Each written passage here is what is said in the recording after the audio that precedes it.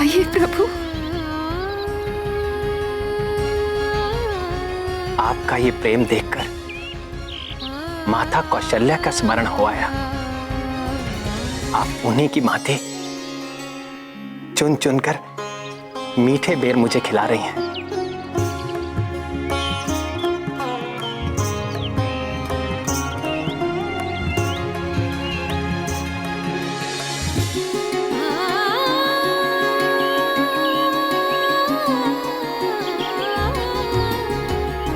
प्रभु, मुझे गुरुवर मतंग ऋषि ने बरसों पूर्व कहा था कि एक दिन प्रभु श्री राम अपने अनुज श्री लक्ष्मण के संग यहाँ आएंगे।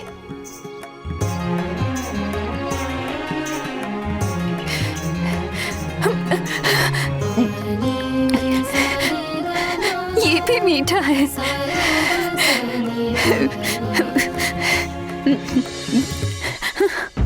आप भी खाइए ना। लक्ष्मण, ये प्रेम रस से भरे बेर हैं। खाओ।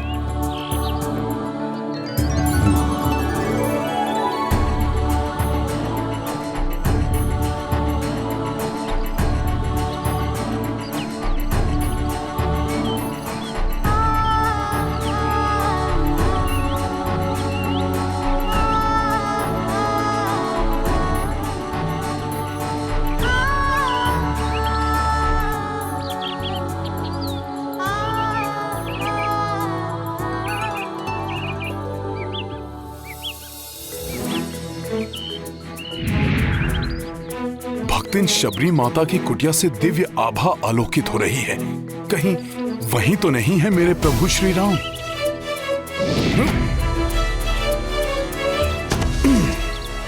प्रभु! प्रभु, गुरुवर मतंग ऋषि ने बताया था कि आप देवी सीता को ढूंढते ढूंढते यहाँ आएंगे। आप पंपा सर जाइए, वहाँ ऋषिमुख पर्वत पर वास करने वाले महाबली सुग्रीव से भेंट कीजिए। सुग्रीव जी आपकी अवश्य सहायता करेंगे। वे वहाँ आंजनेय हनुमान के साथ रहते हैं। हनुमान,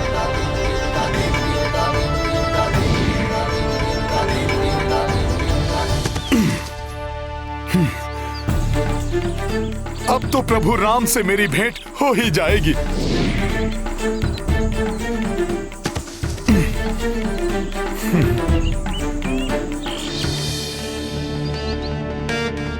यहाँ तो कोई भी नहीं है। माता शबरी, माता शबरी, माता शबरी!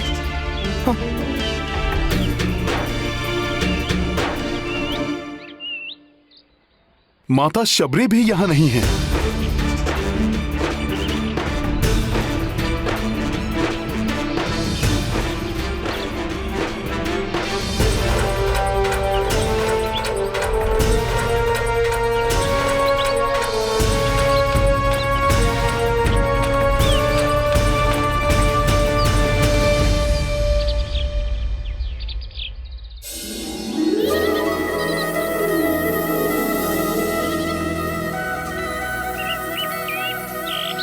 मेरे प्रभु श्री राम की उपस्थिति का आभास मुझे यहाँ पर हो रहा है।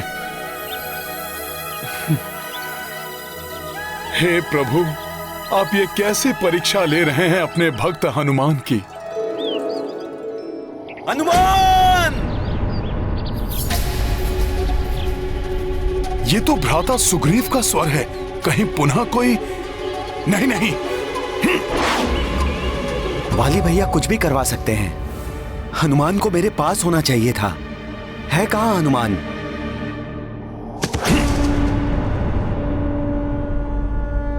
मैं यहाँ हूँ भ्राता सुग्रीव। क्या हुआ?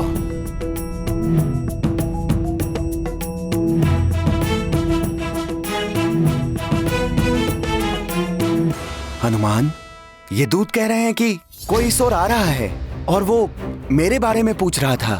हाँ हनुमान जी, दो तपस्वी इसी ओर आ रहे हैं। वो दोनों योद्धा हैं। ओहो, पहले सुनिश्चित करो कि वो योद्धा था या तपस्वी। वे दोनों धनुर्धारी मनुष्य हैं। किंतु वे ऋषि मुनियों वाली वेशभूषा धारण किए हुए हैं और महाराज सुग्रीव के लिए इसी ओर आ रहे हैं। ये तुम कैसे कह सकते हो कि वे महाराज सुग्रीव के लिए इस ओर आ रहे हैं? मैंने सुना था, एक कह रहा था कि हमें शीघ्र ही पंपासर सरोवर का मार्ग ढूंढकर वहां सुग्रीव को ढूंढना होगा। हो सकता है वाली भैया ने मेरा वध करने के लिए उन्हें यहाँ भेजा हो। मुझे ज्ञात है वाली भैया का क्रोध मेरी मृत्यु से ही शांत होगा। भ्राता सुग्रीव, आपकी सुरक्षा करना ही मेरा प्रथम कर्तव्य है। दानव हो या मानव, यक्ष हो या गंधर्व, मेरे रहते आपका कोई अहित नहीं कर सकता।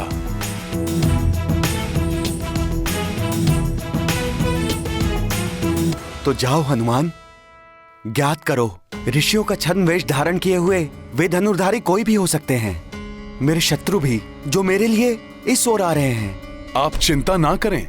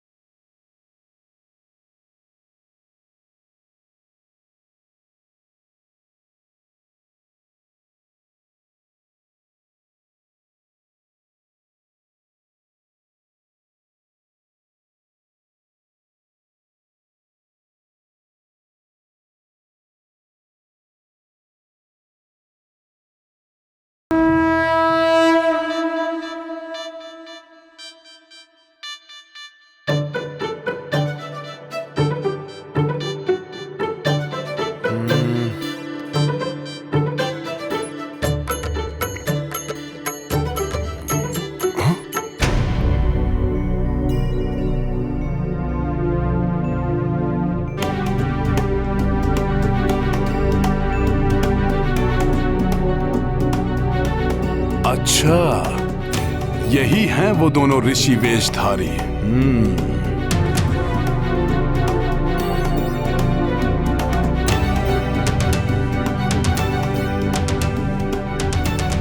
घोर वन है ये, हमें हर क्षण सावधान रहना होगा भैया।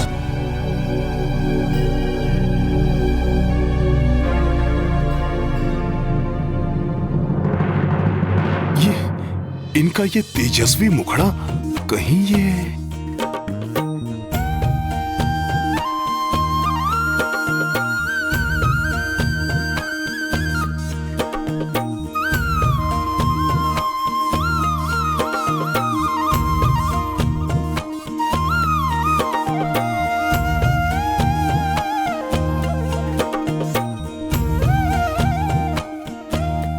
ज्ञात करो ऋषियों का छद्म वेश धारण किए हुए वे धनुर्धारी कोई भी हो सकते हैं, मेरे शत्रु भी।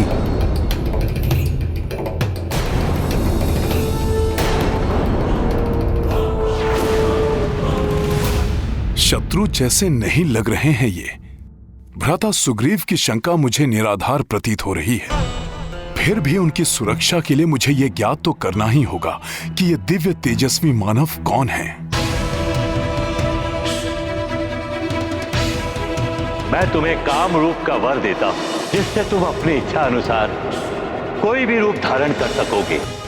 यदि वे छद्म वेश धारण किए हुए हैं तो मुझे भी रूप बदलकर उनके समक्ष जाना चाहिए।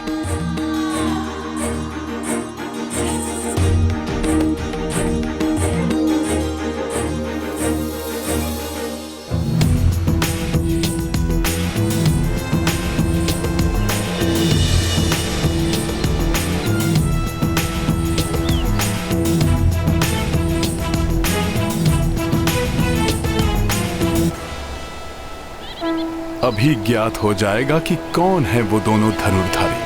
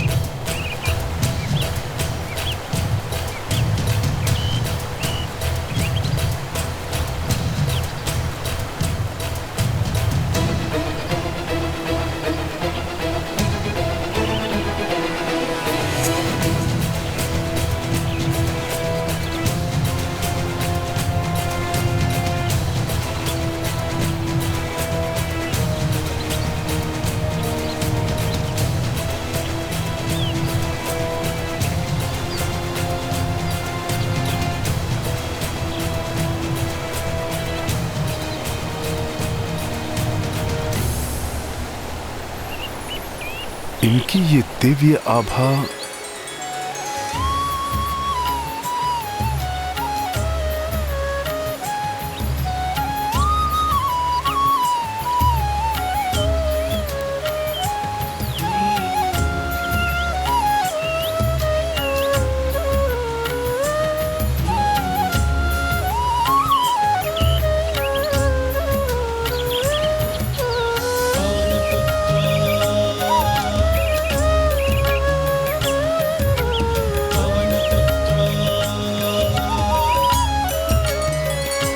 प्रणाम। प्रणाम ब्राह्मण देव।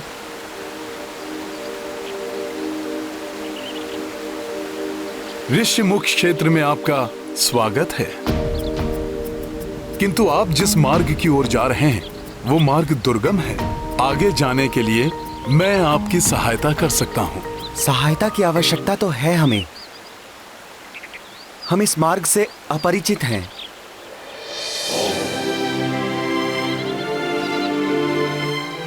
तो कृपया आप अपना परिचय दीजिए। आप कहां से आ रहे हैं? क्या उद्देश्य है आपके आगमन का? कौन हैं आप? तुम्हें क्या प्रतीत हो रहा है?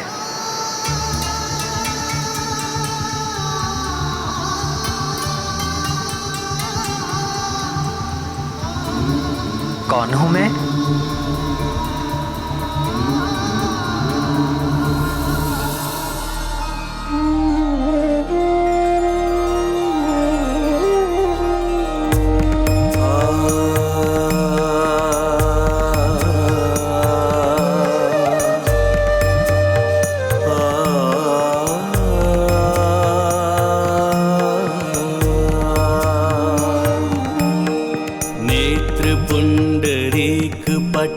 बाहुबल महाप्रबल, रोम रोम आपका तेज से प्रदीप्त है। भानु सम भाल है, वृषभ समान चाल है। समग्र सृष्टि आपकी चरण की रज में लिप्त है।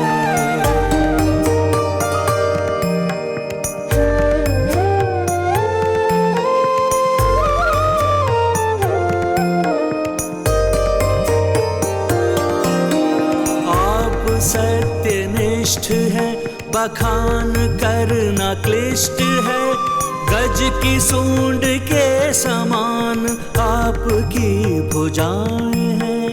आप शूरवीर हैं, योगी हैं, सुधीर हैं।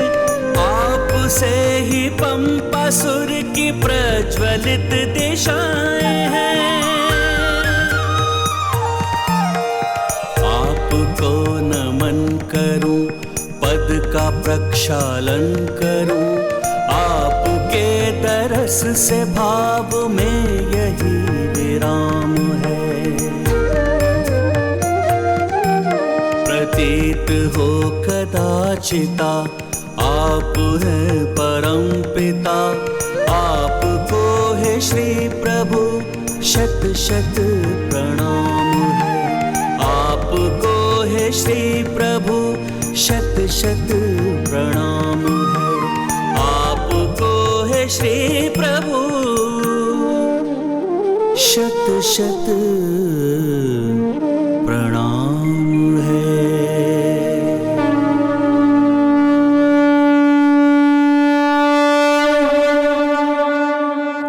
अद्भुत हनुमान।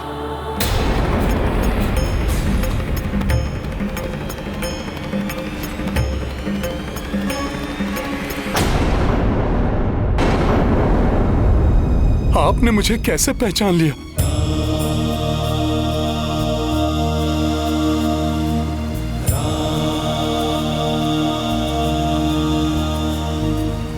तुम्हारे कथन में निहित श्रद्धापूर्ण समर्पण,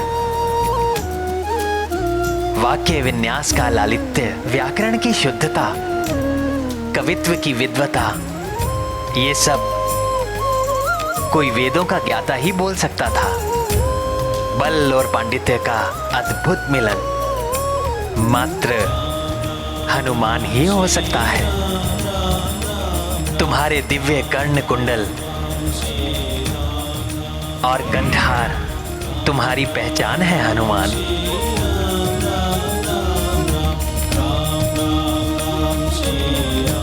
किंतु तुम मुझे नहीं जान पाए। आप मेरे दिव्य कुंडल और कंठहार देख सकते हैं,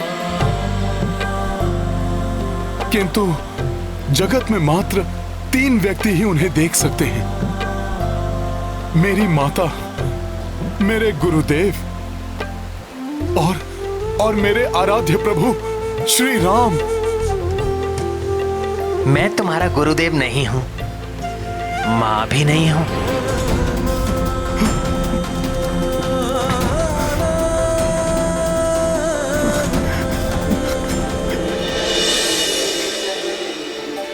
प्रभु, मेरे प्रभु श्री राम, अंततः मेरे इन व्याकुल नेत्रों को आपने दर्शन दे ही दिए। प्रभु, प्रभु आप आ गए। प्रभु, प्रभु, प्रभु,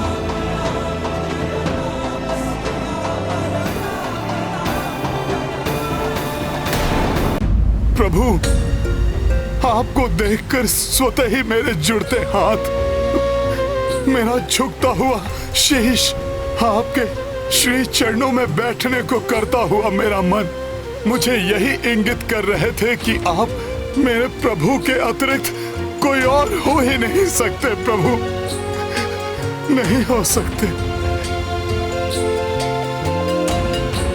आप आ गए प्रभु, प्रभु आप आ गए।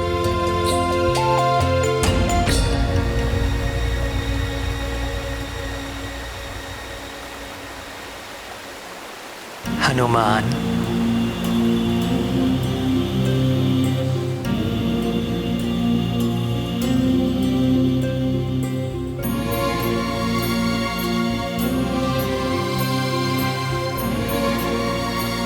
मेरे बंधु,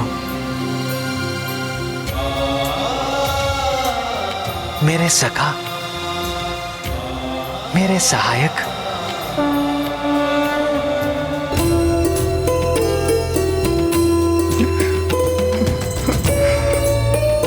प्रभु, प्रभु,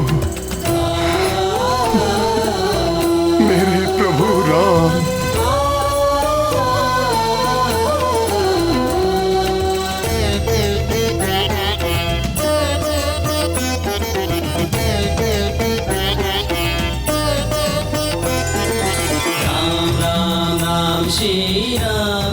सभी दुखों से मुक्ति दिलाने वाला तारक मंत्र राम।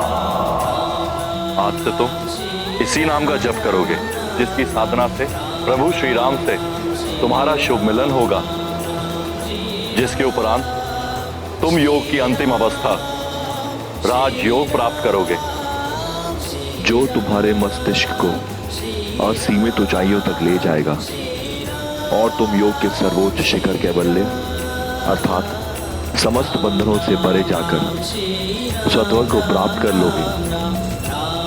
तुम स्वयं राममय हो जाओगे, श्री राम की भांति ही महाशक्तिशाली महायोगी हो जाओगे।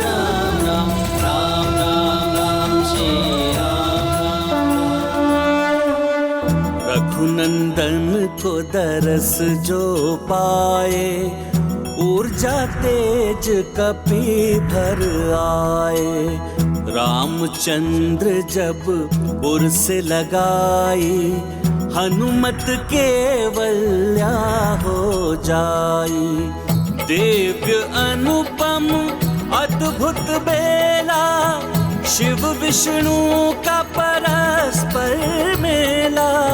भक्त परम परमा भगवंता, संगम नेत्र देत आनंदा।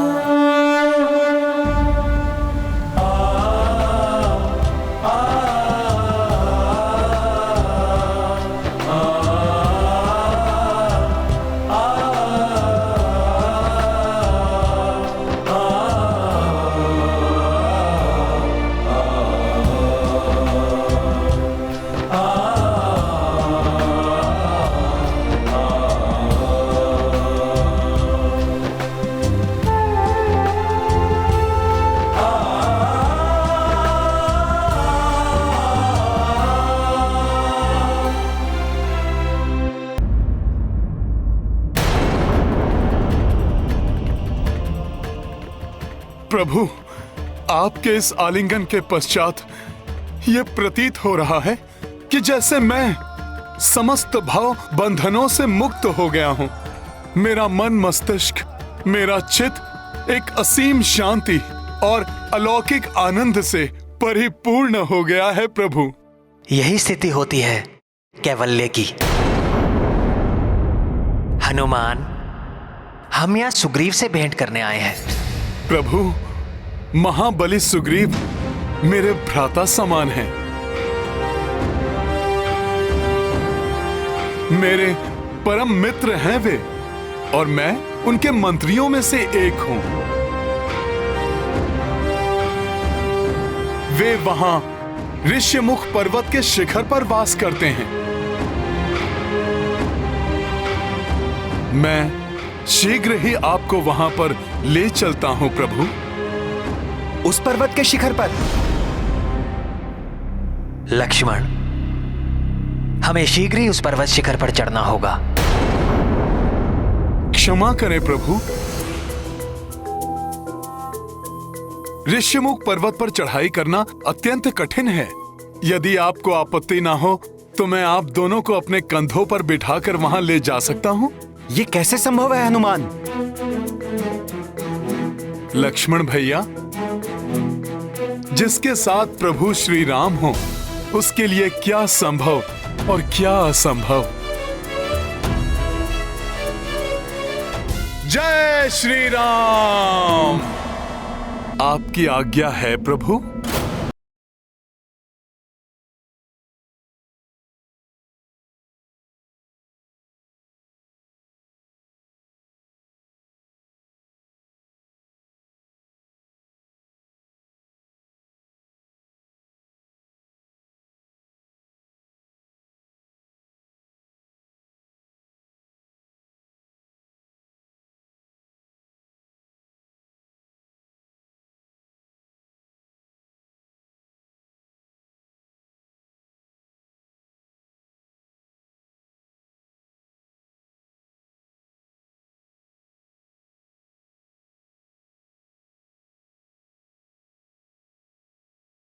आइए भ्राता लक्ष्मण, संकोच मत कीजिए। आपकी सेवा करना तो मेरा सौभाग्य होगा। अपने इस सेवक को सेवा का अवसर दीजिए प्रभु। लक्ष्मण,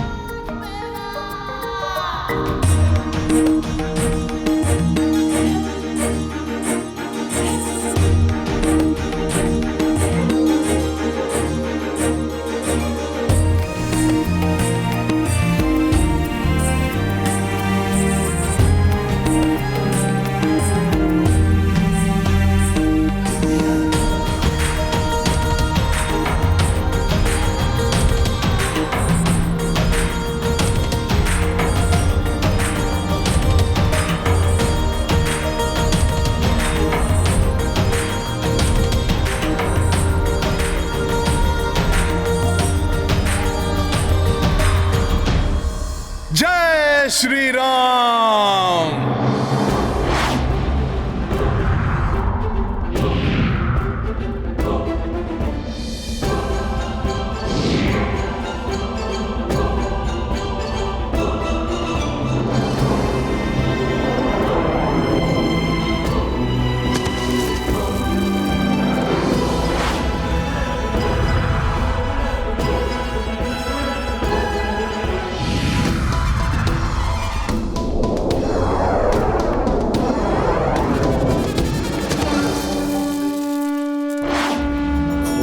के हे तू जानकी माई, राम लखन पंपा सुर आई। दुर्गम काज बजरंग सवारा, धर लियो भीम रूप आकारा। कांधे पे दो भ्रात बिठाई, हनुमत यात्रा पूर्ण कराई। रघुनंदन हर्षित पुलकिता, सेवत राम शिवांश मुदिता। ये गाथा महाबली हनुमत की, रुचिकर लीला राम भगत की जय जय जय रघुनंदन राम जय जय जय महाबली हनुमान।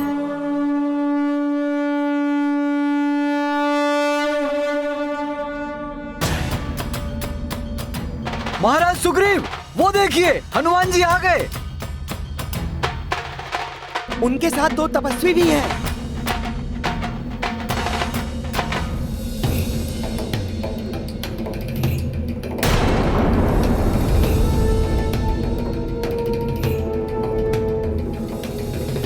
और उनके साथ 2 धनुर्धारी तपस्वी भी हैं।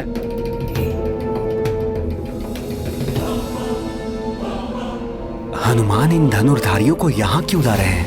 न जाने ये मित्र हैं या शत्रु।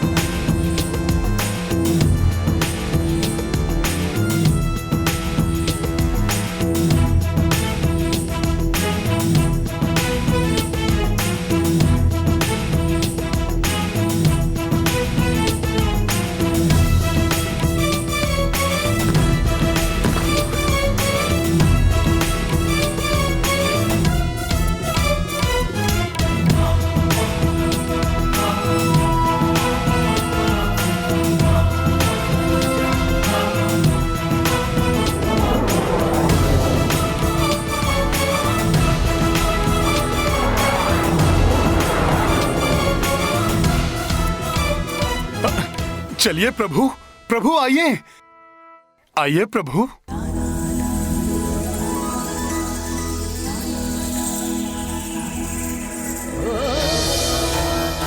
भ्राता सुग्रीव, ये प्रभु श्री राम हैं और ये इनके अनुज भ्राता लक्ष्मण, कौशलाधिपति महाराज दशरथ के पुत्र हैं ये।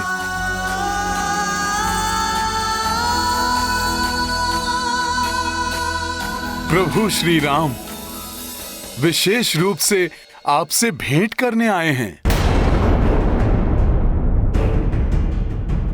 प्रभु श्री राम, ये महाबली सुग्रीव हैं। प्रणाम महाराज।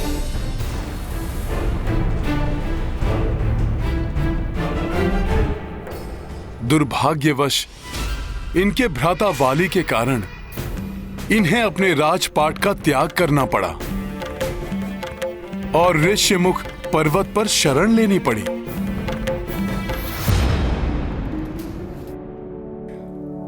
और ये ऋक्षराज जामवंत जी हैं, हमारे ज्येष्ठ सदस्य और मार्गदर्शक।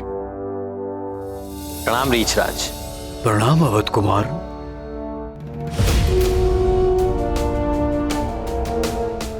वानरराज सुग्रीव जी, हम यहाँ इसलिए आए हैं कि आप मेरी भार्या सीता को ढूंढने में मेरी सहायता करें। राक्षस राज रावण उन्हें अपहृत करके अपने विमान में कहीं ले गया है। विमान से?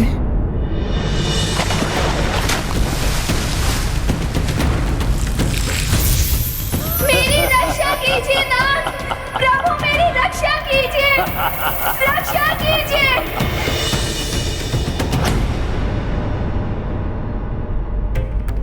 हनुमान को क्या हुआ अकस्मात? कहाँ जा रहे हैं? मुझे आपसे सहायता प्राप्त करने का सुझाव महातपस्विनी माता शबरी ने दिया था। श्री राम, मैं आपकी भार्या को ढूंढने में आपकी सहायता अवश्य करता, किंतु इस समय मैं ऋष्यमुख पर्वत की सीमा से बाहर नहीं जा सकता। इस सीमा को लांघते ही वाली भैया अवश्य मेरा वध कर देंगे। वध कर दूंगा मैं उस पीठ पीछे वार करने वाले कायर भाई सुग्रीव का। वास्तव में वो मेरा भाई नहीं, शत्रु है, मात्र शत्रु।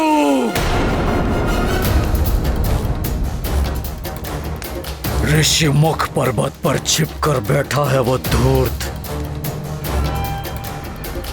मैं उस संपूर्ण पर्वत को जलाकर ही भस्म कर दूंगा। स्वामी, जो भी करना हो सोच विचार करके कीजिएगा। सुना है उस पर्वत पर हनुमान और सुग्रीव के साथ कुछ और योद्धा भी जुड़ गए हैं। कुछ योद्धा तो क्या, वो योद्धाओं की पूरी सेना भी ले आए तो महानतम वाली के समक्ष कोई पल भर भी नहीं टिक पाएगा।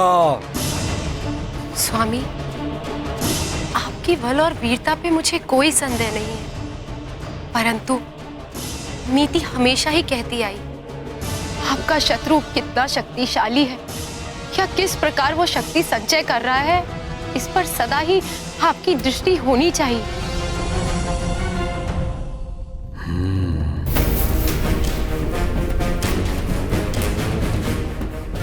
सत्य कह रही हो तुम। मैं शीघ्र ही अपने गुप्तचरों को वहां भेजूंगा। मैं भी तो देखूं किसे बुलाया अपनी सहायता के लिए उस कायर ने। श्री राम, पत्नी विछोह की पीड़ा मैं भली भांति समझ सकता हूं, क्योंकि मेरी पत्नी को भी बलपूर्वक मुझसे दूर कर दिया गया है। प्रभु, प्रभु श्री राम,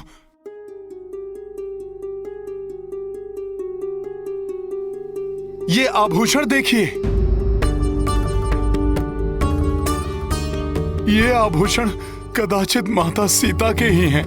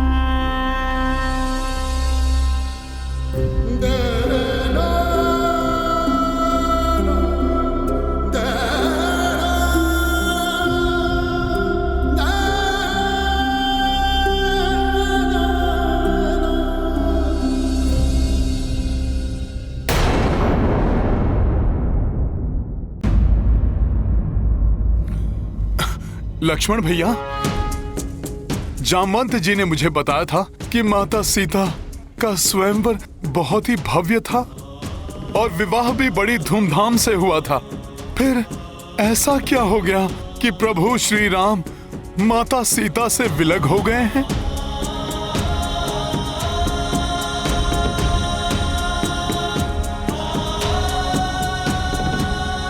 और आप लोगों के तन पे ये राजसी वस्त्र के स्थान पर ये तपस्वी के वस्त्र क्यों?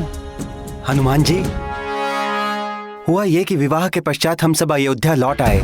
तब पिताश्री महाराज दशरथ ने युवराज पद के लिए बड़े भैया श्री राम के राज्याभिषेक की घोषणा करा दी, किंतु माता कैकेयी चाहती थी युवराज पद भ्राता भरत को मिले। पर ये तो अनुचित है। प्रभु श्री राम तो ज्येष्ठ हैं और भ्राता भरत कनिष्ठ। हाँ, किंतु एक समय पिताश्री ने माता कैकेयी को 2 इच्छित वर कभी भी मांगने का वचन दिया था। उसी वचन का लाभ उठाया माता कैकेयी ने। फिर कौन से 2 वचन मांगे माता कैकेयी ने? भ्राता भरत के लिए सिंहासन और भैया राम के लिए 14 वर्ष का वनवास।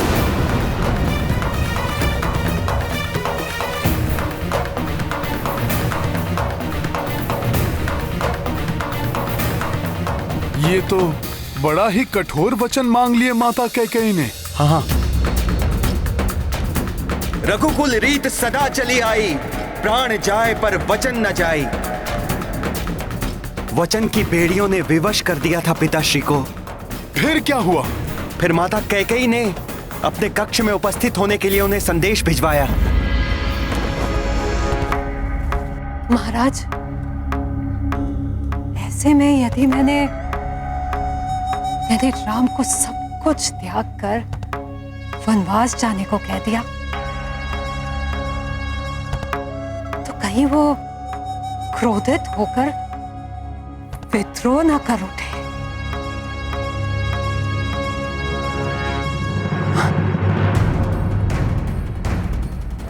हो सकता है महाराज, हो सकता है कि वो मुझ पर आक्रमण भी कर दे। तब तो तुमने अब तक राम को पहचाना ही नहीं। मैं ये सब कुछ भी नहीं जानती। आपको सतर्क रहना होगा। जब राम प्रणाम माता, आपने मुझे बुलवाया?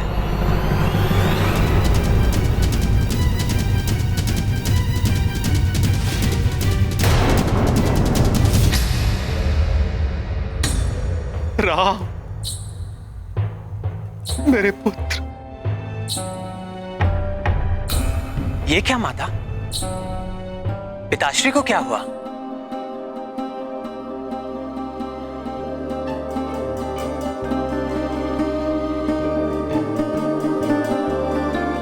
पिताश्री। राम, राम। पिताश्री, आप कुशल तो हैं ना?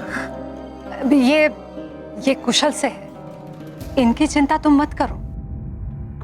राम, मैंने तुम्हें यहाँ किसी विशेष कारण से बुलाया।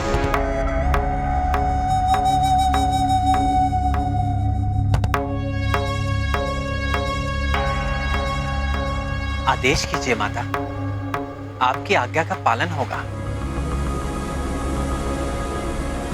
युवराज पद के लिए राज्याभिषेक तुम्हारा नहीं, मेरे पुत्र भरत का होगा।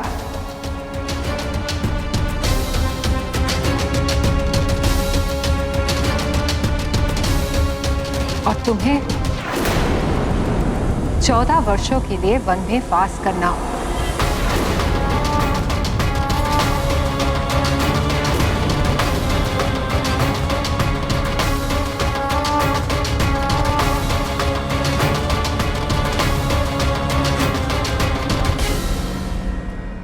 कथनी सहज है और करनी कठिन है ना राम?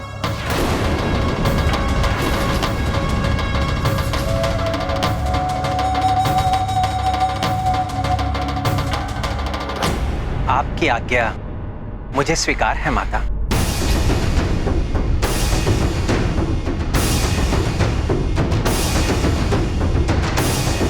माता की इच्छा मेरे लिए सर्वोपरि है।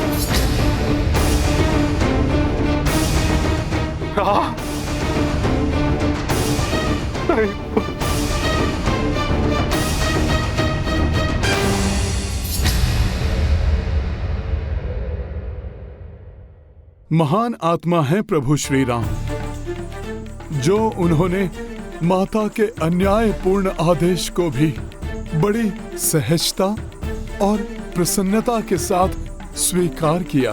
हाँ, माता की इच्छा पूर्ति के लिए उसी क्षण भैया राज सुख को त्यागने के लिए तत्पर हो गए। भाभी माँ ने भी साथ जाने की ठान ली और मैं तो ठहरा बड़े भैया की परछाई। मैं इनके बिना कैसे रह सकता था।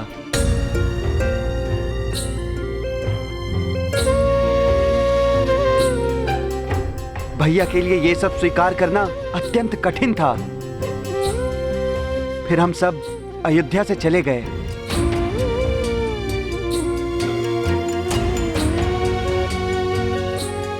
तेरह वर्षों तक हमने वनों में सुखपूर्वक जीवन व्यतीत किया, अनेकों ऋषि मुनियों का आशीर्वाद प्राप्त किया, किंतु वनवास के अंतिम वर्ष में दुर्भाग्य की काली छाया ने हमारे सुखों को लील लिया। दुर्भाग्य की काली छाया ने हमारे सुखों को लील लिया। काली छाया ने हमारे सुखों को लील लिया। मैं हूँ सूर्पनखा।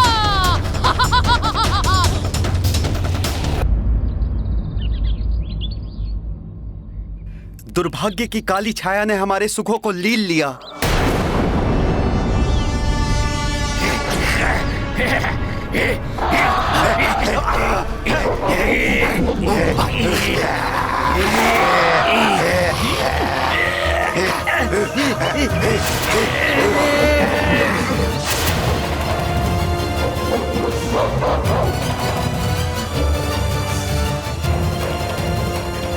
देख रहे हो, हनुमान है वहां।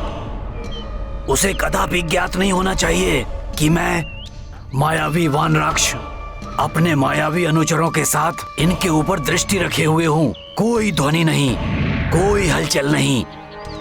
शांति से अनुसरण करो मेरा।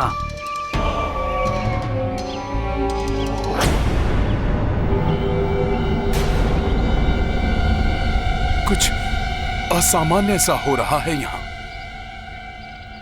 फिर क्या हुआ लक्ष्मण भैया? और कौन था जिसके दुर्भाग्य की काली छाया ने मेरे प्रभु श्री राम को घेर लिया? कहीं ये वो तो नहीं जिसने सीता माता का हरण किया था? इसका कारण राक्षसी शूर्पनखा थी। एक बार वन में भैया को देखकर वो उन पर मोहित हो उठी। उसने भैया के समक्ष विवाह का प्रस्ताव रखा। भैया ने मना किया तो मेरे पास आई।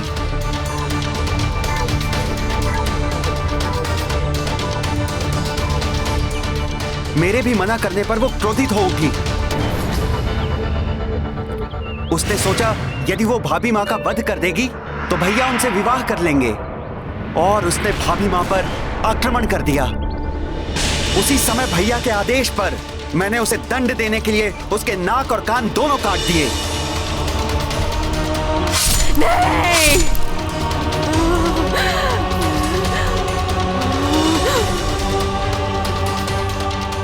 ये सब यहीं समाप्त नहीं हुआ। प्रतिशोध की अग्नि में जलती हुई शूर्पनखा महाराक्षसों खर दूषण और उनकी 14 सहस्त्र सेना के साथ आ गई। शूर्पनखा के अपमान का प्रतिशोध तुम्हारे वध से पूरा होगा वनवासियों।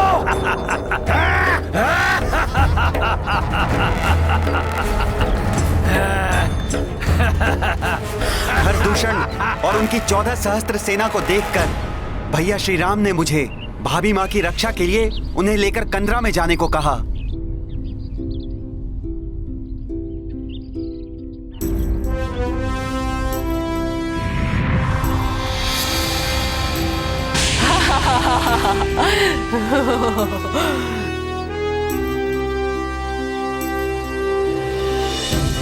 और तब बड़े भैया ने अकेले ही खरदूषण और उनकी सेना का सामना किया।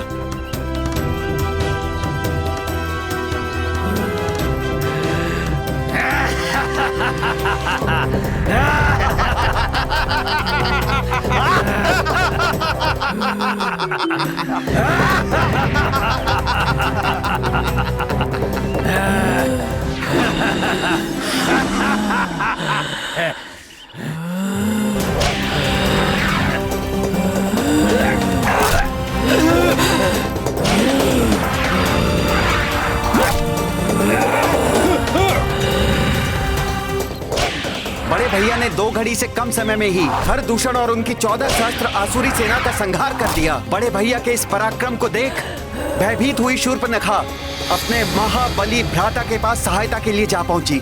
और शूर्पनखा का वो भ्राता था राक्षसों का अधिपति असुरराज रावण। रावण रावण रावण। ये सब क्या हो रहा है? शूर्पनखा, ये बिखरे देश, ये दशा, लंकेश के राजसभा में इस अवस्था में आने की तुमने साहस भी कैसे किया? आपकी लाचार बहन सहायता के लिए अपने भ्राता के सम्मुख नहीं जाएगी तो फिर कहाँ जाएगी? उन दो साधारण मानवों ने आपकी बहन की नाक और कान को भी काट दिया। और इतना ही नहीं भ्राता लंकेश, उनमें से उनके ज्येष्ठ भ्राता ने घर और दूषण को पूरी सेना सहित क्षण भर में ही हम लोग पहुंचा दिया। भ्राता रावण तो कुछ सुन ही नहीं रहे, किंतु इस अपमान का प्रतिशोध मुझे हर दशा में उन वनवासियों से लेना है।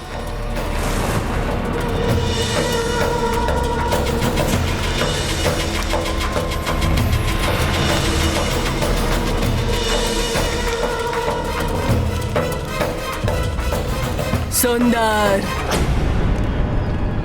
अति सुंदर।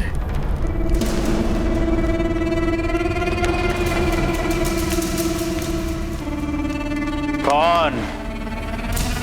उसकी पत्नी, जिसके कारण मेरी ये दुर्दशा हुई। पत्नी? हाँ भ्राताश्री, युगों से ऐसी सुंदर स्त्री पृथ्वी पर पहले कभी नहीं जन्मी होगी। ये क्या कह रही हो तुम? मैं सत्य कह रही हूँ भ्राताश्री। सुकुमार तन, खंजर नयन, मृदुल हास्य, मनमत के मन को भी मोह ले, रति लजा जाए, अप्सराएं भी अपना मुंह छुपा ले, ऐसी है उसकी सुंदरता। भ्राताश्री, उसका स्थान उस वन में नहीं, इस लंका में होना चाहिए। लंकाधीश के साथ होना चाहिए। चिंता ना करो बहन, मैं जानता हूं कि मुझे क्या करना है। और फिर रावण की योजना अनुसार उसका मामा मारीची स्वर्ण मृग का वेश धारण करके आया और भाभी मां को अपनी ओर आकर्षित करने में सफल हो गया।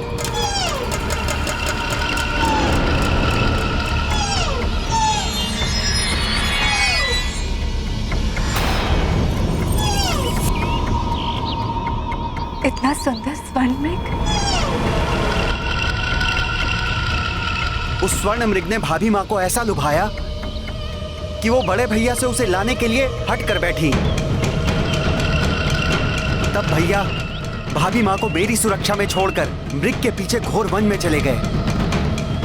किंतु कुछ समय पश्चात मुझे पुकारने की ध्वनि सुनाई दी, जो भैया के स्वर जैसी ही थी। भाभी मां ने मुझे चिंतित होकर उनकी सहायता के लिए जाने को कहा, लेकिन भाभी मां को मैं असुरक्षित वन में नहीं छोड़ सकता था। इसीलिए मैंने कुटिया की चारों ओर एक दिव्य रेखा खींच दी, जिससे कि कोई भी आसुरी शक्ति उस कुटिया में प्रवेश न कर सके।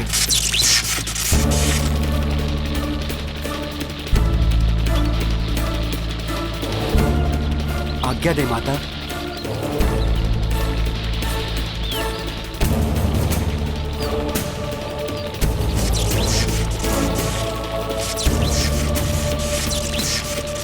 और मैंने भाभी मां को रेखा लांघने से भी मना कर दिया।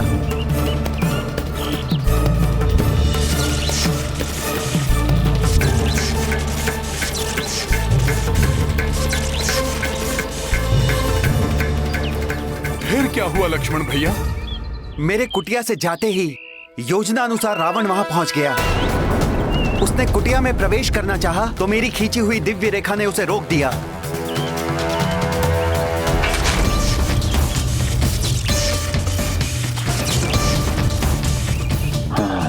तो अदृश्य सुरक्षा रेखा से सुरक्षित किया गया है इस कुटिया को।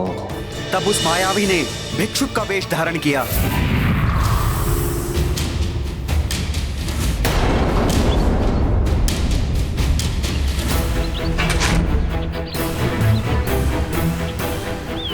और भिक्षा मांगने का ढोंग करने लगा। उसने छल से भाभी मां को दिव्य रेखा लांघने पर विवश कर दिया। जैसे ही भाभी मां ने रेखा लांघी,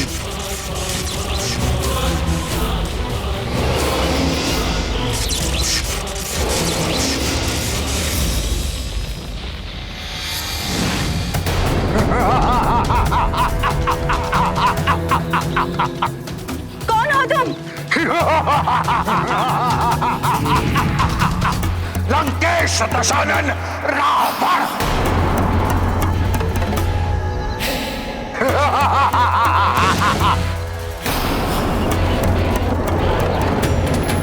स्वामी, मेरी रक्षा कीजिए नाथ। प्रभु मेरी रक्षा कीजिए, रक्षा कीजिए स्वामी। और भाभी मां को अपहरित करके अपने पुष्पक विमान से ले गया। मेरी रक्षा कीजिए नाथ। प्रभु मेरी रक्षा कीजिए, रक्षा कीजिए।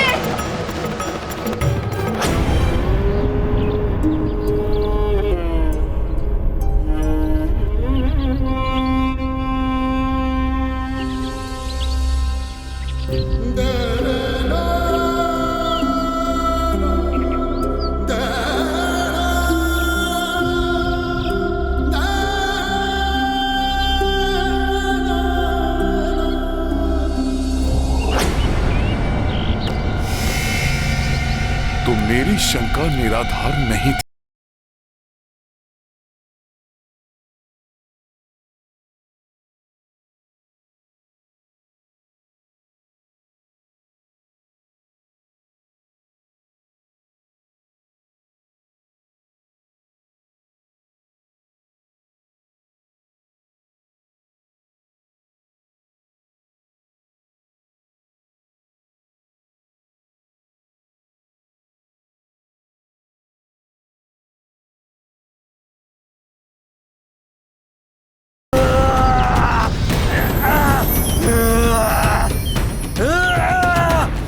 हनुमान, वो किष्किंधा के मायावी गुप्तचर हैं।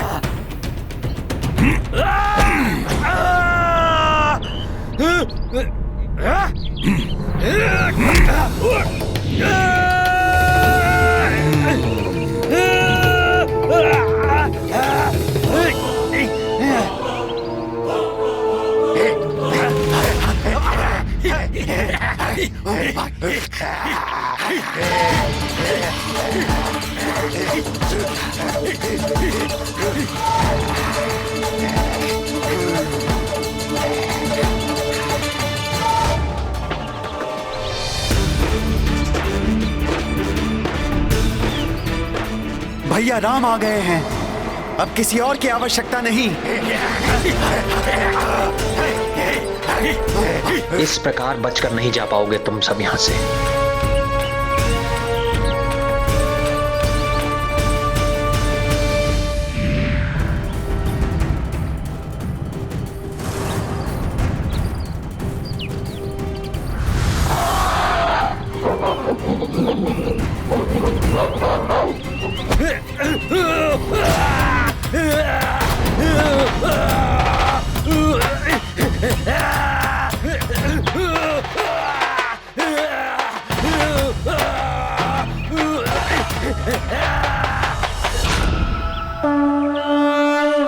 राम की लीला बजरंग भक्ति हो गई एकजुट भई एक शक्ति।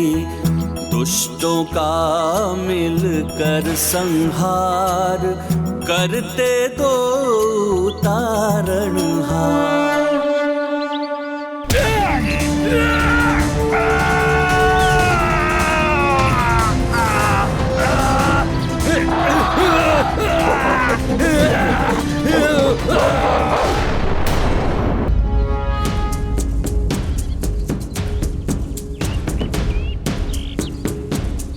मित्र, अपनी धनुर्विद्या के अद्भुत कौशल से इन्हें क्षतिग्रस्त करके आपने मुझ पर बहुत बड़ा उपकार किया है।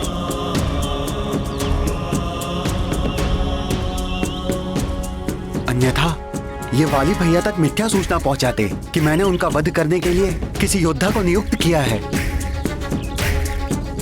या आपसे मित्रता कर उनको परास्त करने का उपाय कर रहा हूं। मित्रता? हाँ भ्राता सुग्रीव, ये तो अति उत्तम विचार है।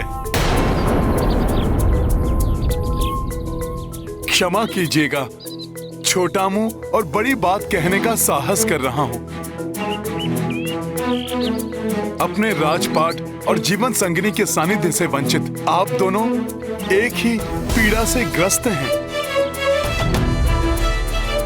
यदि आप दोनों में मित्रता हो जाए तो आप दोनों एक दूसरे की सहायता कर सकते हैं। एक दूसरे की सहायता?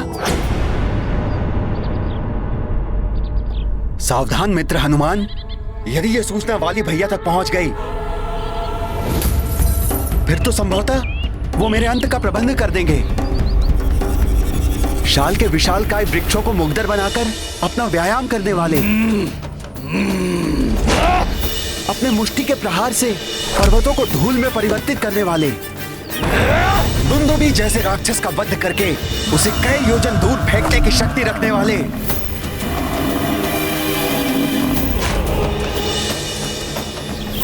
महाबलशाली वाली भैया को परास्त करने में ये दोनों वनवासी राजकुमार मेरी क्या सहायता कर सकते हैं? ये तो स्वयं दूसरे की सहायता की अपेक्षा में भटक रहे हैं। महाराज सुग्रीव, भैया राम की शक्ति एवं क्षमता पे मुझे सर्वथा अनुचित संदेह स्वीकार नहीं। लक्ष्मण,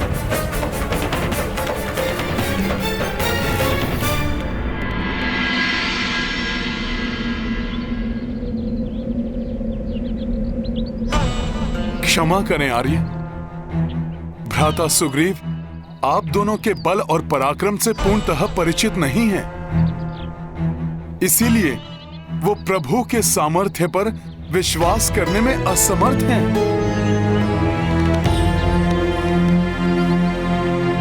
भ्राता सुग्रीव, प्रभु श्री राम कोई साधारण योद्धा नहीं है।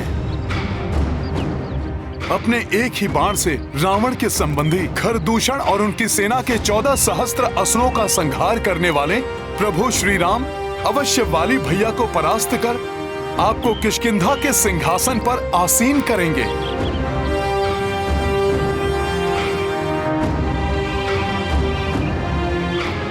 उसके पश्चात आप सीता माता को ढूंढने में उनकी सहायता कीजिएगा। हनुमान, श्री राम अवश्य ही प्रवीण योद्धा हैं, किंतु दशानन रावण को सहजता से हराने वाले वाली भैया का वध करना तो दूर, उन्हें युद्ध में पराजित करना भी इनके लिए असंभव है।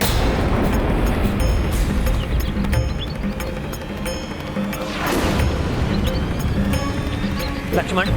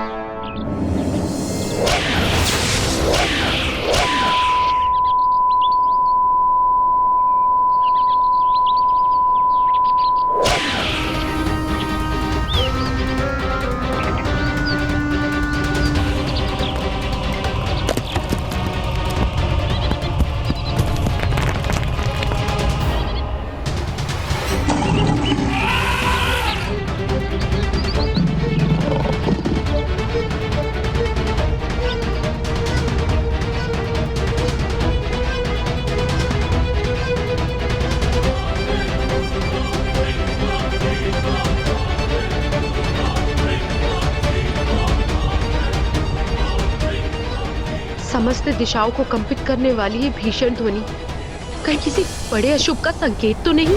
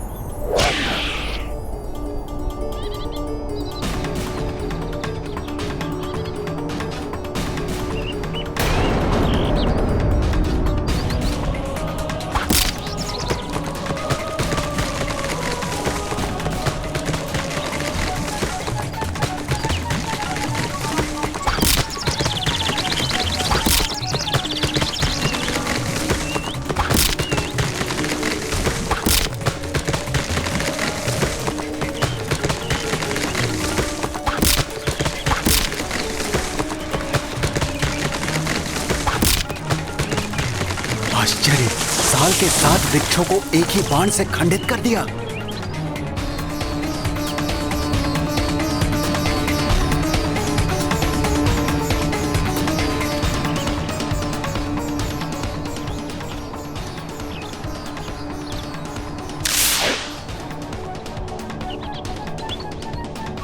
उसी एक बाण से दुंदुभी के विशाल काय अस्थि पंजर को अनेकों योजन दूर फेंक उस पर्वत को कण कण में खंडित कर दिया।